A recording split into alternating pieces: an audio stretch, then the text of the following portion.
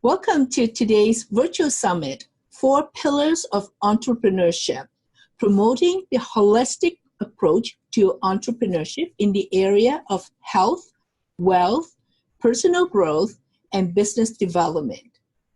And today, we have Sean Cooper, and he is the best-selling author of the book, Burn Your Mortgage, the simple, powerful path to financial freedom for Canadians. He bought his first house when he was only 27 in Toronto and paid off his mortgage in just 3 years by the age 30. Sean's helping others with their mortgages as an independent mortgage broker. So you can get in touch with him for all your mortgage needs. So hi, Sean. How are you doing today? Hi, Annie. I'm doing great. Thanks so much for the wonderful introduction. It's great to be chatting with you. Great. You know what? I was intrigued by the story, Burn Your Mortgage. And that's your personal journey, and I would love to hear more about it. Can you tell me about your experience? Sure. I think it would be helpful to just let your audience know about my story and why I decided to burn my mortgage or pay it off as quickly as I did. So for me, it really started when I was growing up, and I was raised by my mother on her own because unfortunately my parents split up when I was about 10 years old. So my parents were fortunate enough to be able to both be able to afford a property in Toronto, which may not be realistic these days when people split up, but it was achievable back when they split up like over 20 years ago. But my mother was able to afford a house, not as nice of a house as we had before, but still a house nonetheless. And like for her, things kind of changed because before, like, it was my father was the breadwinner and he was helping pay down the mortgage and she was contributing as well. But then all of a sudden it was her responsibility to pay down the mortgage. So, not having that extra like salary to fall back on made it difficult during some times because like my mother lost her job on a couple occasions, and it's expensive to raise like 2 children on her own. So like, she was like close to losing the house on a couple of occasions because it's just tough to keep up with the mortgage payments when you're on your own like that. So kind of went through that experience when I was younger. It inspired me not only to become a homeowner, because my parents were always homeowners even when they got divorced. So that instilled the importance of home ownership, but also instilled the importance of, paying off your debt and prioritizing that. So I always knew that I wanted to be a homeowner. But I also didn't want to have to go through a similar experience as my mother, where she had a mortgage for 25 years and struggled during some time on that. So that's kind of what inspired me to buy property and pay off my mortgage. And yeah, I could tell you a bit more about it, but that's kind of what inspired me to do what I did. Right. And now tell me, how did you do it? How were you able to burn your mortgage in just 3 years' time? Sure. So first of all, I had that goal of owning a property pretty much ever since when I was younger. Maybe people want to be like an astronaut when they're younger, but I wanted to own a home, as lame as that sounds. So I kind of, as soon as I got my first part-time job, I started saving money towards my eventual down payment. And when I was in like college and university, I was fortunate enough to be able to live at home. So it certainly helped me with not accumulating a lot of student debt. So when I graduated from university, I actually graduated like with money in the bank, already money being saved towards my down payment, because I worked like full time during the summertime and worked a bunch of part-time jobs during that time. So I wanted to own a house pretty much as soon as I got my first job, but just because the Toronto real estate market was competitive, I it ended up taking me almost 3 years to own up a property. It was kind of a frustrating experience, but I finally eventually got my home that I'm still in today. And yeah, just thinking back to the experience of my mother struggling during that time of owning the house and having the mortgage for 25 years, I didn't want to find myself in similar situations. So I did what it took to pay off my mortgage as quickly as possible. I set that goal for myself. So how I did it was, first of all, it was related to income as well as expenses. So on the income side, I have a full-time job, and also I decided to live in the basement of my house and rent out the upstairs because I could earn double the amount of rent from doing that. And I also like had a side hustle working as like a personal finance journalist and money coach during that time. So I was able to double my income outside of my full-time job and put the extra money towards my mortgage. And on the expenses side, I lived frugally during that time. So I didn't take any extravagant trips and tried to save money when possible. Like I didn't have cable TV or anything like that. And like people say that it was kind of I guess a tough way to live, but that was just, I kind of saw it as like short-term pain for long-term gain. So by working hard like that for 3 years, now I was able to pay off my mortgage, and now I'm able to enjoy financial freedom and start my own business and travel a lot more. So certainly for sacrificing those 3 years to be able to enjoy a lifetime of financial freedom, I definitely think that it was worth it. Right. Do you ever think of like the opportunity cost and maybe the money that you pay off the whole mortgage could be best invest in something else? What do you think? Yes, I hear that often. People are like, mortgage rates are so low. Why did you pay off your mortgage super quick? You could have just invested the money and made a lot more. And I definitely think that's a fair argument, but I think it really depends on the individual and their risk tolerance. For me and the situation that I grew up in, I didn't have as high of a risk tolerance as other people. I'm not somebody that's like invests all their money in a savings account and doesn't put any money in the stock market. I'm not that against risk, but for me, I'm just not comfortable like having 6 figures of debt for one person for the next 25 years. So for me, paying off my mortgage as quickly as possible, it was so that I could sleep easier at night and not have that level of stress. And my strategy was to focus on paying off the mortgage. And now that the mortgage is paid off, I'm taking that money that I was putting towards the mortgage and I'm investing the money. So I'm making up for kind of the lost opportunity costs that way. So for certain people who are fine with like taking risk and prefer investing, then it can make sense for them. But for somebody like myself, it was just easier to sleep at night knowing that my mortgage was taken care of. Because if I had a huge mortgage, I don't think I would have been comfortable starting my own business as a mortgage broker. That's right. And I'd feel, more secure. Exactly. So it depends on each person's financial situation. But for me and other people who are like not too keen to take risks, then perhaps paying down your mortgage makes sense. It all depends on your own personal financial situation. Yeah, but also you purchased at the time that before the house prices gone crazy in Toronto, right? Am I correct? Yes, but even when I bought my property back then, I ended up buying like a 3-bedroom, a single family detached home bungalow in Toronto. And even back then, I thought the home prices were going crazy.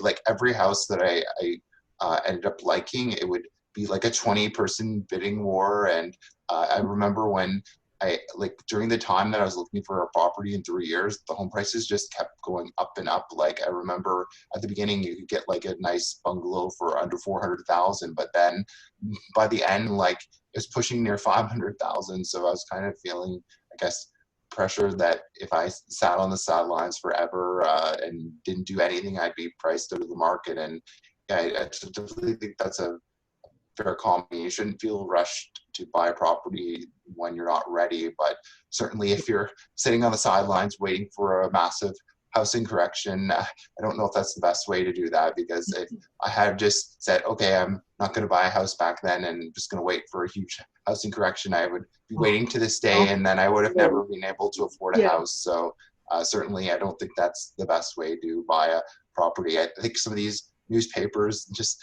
have these headlines to help sell more papers, but I don't think it's the best to kind of take some advice. Definitely take it with a grain of salt when you see, the latest headline, this is the housing market is going to crash, because and people have been predicting this for years and it hasn't happened as of yet. Right. So now you have more equity in your house to work with. You have paid off your mortgage, right? Yes. So that's why you can now be in, how long have you been on your own, like having your business? Yes, so I paid off my mortgage. It's been a while since I paid off my mortgage in November 2015. So it's almost been, I'll be like November of this year, it will be 5 years without a mortgage. And that's definitely, I don't miss my mortgage at all. But yeah, not having that mortgage has enabled me to be able to travel and start my own business, because I have that financial security of having my mortgage paid off. And also I still have tenants in my property that pay me rent, so that I have positive cash flow from that helps helps my basic living expenses. So in a worst case scenario, I should be perfectly fine with my savings and everything like that. And that really gave me the, security that I needed to go off and start my own business. And just writing my book and hearing all the positive feedback from people who wanted to follow my footsteps. I wanted to be able to help people with their mortgage as well, similar to how I was able to pay off my mortgage. And some people, it doesn't make sense for them to pay off their mortgage, but I just kind of wanted to help people with that, because financial literacy, I find, is lacking in Canada. So that's kind of what encouraged me to become a mortgage broker and start my own business. Right. And you were a freelance financial journalist, am I correct? Yes. So that helped me pay off my mortgage super quick as well, because I was able to double my income that I was earning outside my full-time job by doing that. So that's kind of what got me interested in personal finances, as well as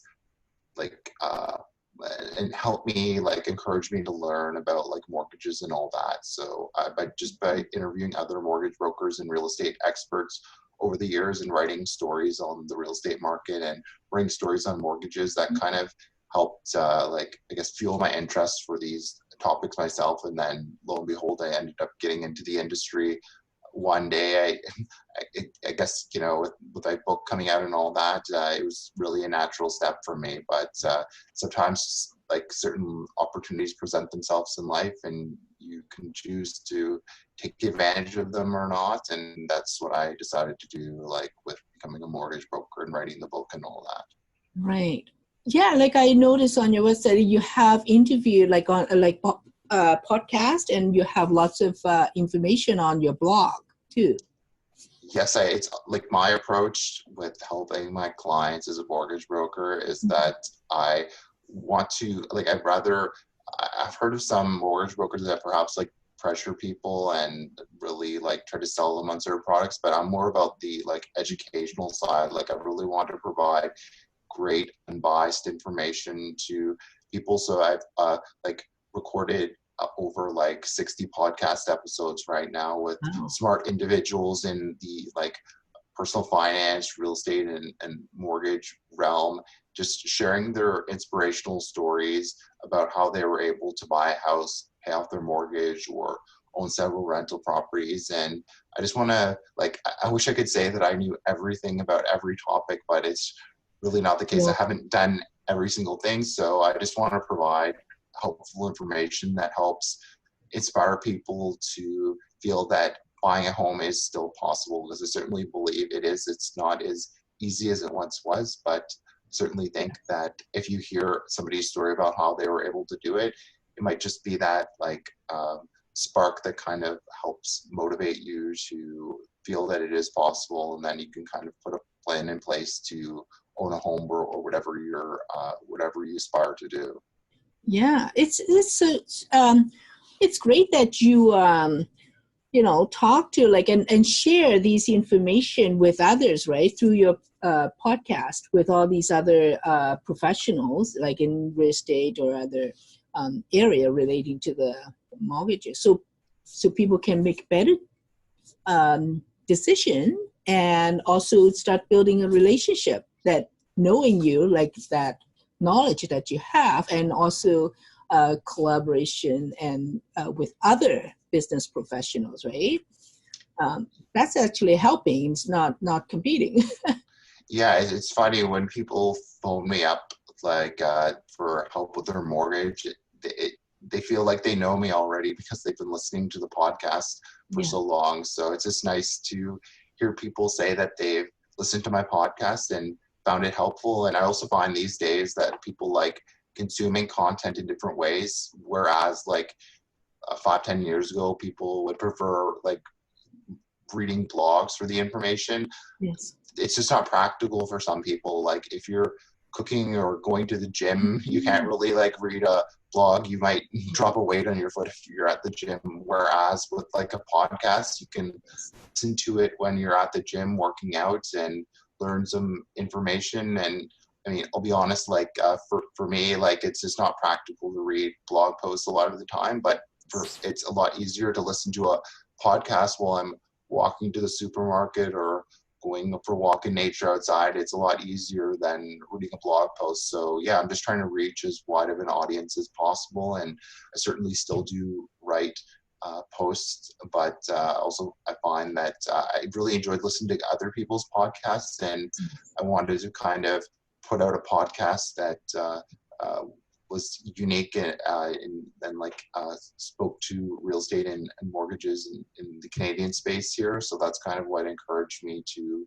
put out my podcast. And it's more for, I guess there are real estate podcasts that are for expert people buying commercial properties. I mean, I'm trying to make my podcast available for the everyday Canadian and make it nice and simple and breaking down terms and inspiring people to get started. So from the feedback that I've received, I definitely think that it's helping a lot of people so far. So excited to keep recording podcast episodes with interesting guests in the rest of the year. Yes. By the way, this interview, besides we will release the video, it's also the audio on podcast. So we have two media that we will release our interview today. Right, so people can choose. I think that the video is good that people start to, seeing a face to someone, instead of just voice, imagining, but it's almost like building a relationship because, face-to-face conversation is very powerful. Yes, I mean, I wish I could meet every single client face-to-face, but when I have clients calling me from Vancouver and Calgary and all across the country, Winnipeg, places like that, the Maritimes. Unfortunately, I don't have a private jet that I can just fly out and no, but now with interview like this, we can be face-to-face conversation. Yeah, until they have teleporters on Star Trek, this is as good as it gets. Yes. So that's how we find why we're doing this virtual summit is trying to help entrepreneurs to meet and connect with experts in the different field, right? With the health, and this is financial wellness, right? And business development and personal growth. That's what we wanted to achieve, through this medium in the virtual summit. Yeah, I mean, I've mostly talked about my experience, my personal story, but I'd be happy to touch on my journey as an entrepreneur if you think it would be interesting. Yes.